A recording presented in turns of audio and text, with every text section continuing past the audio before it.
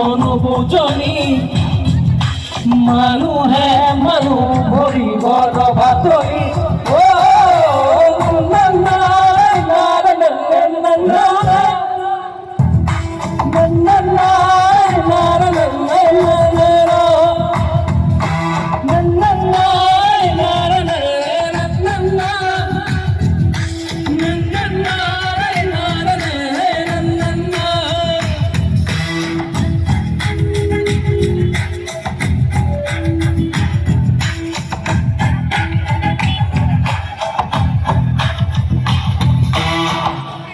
ধন্যবাদ।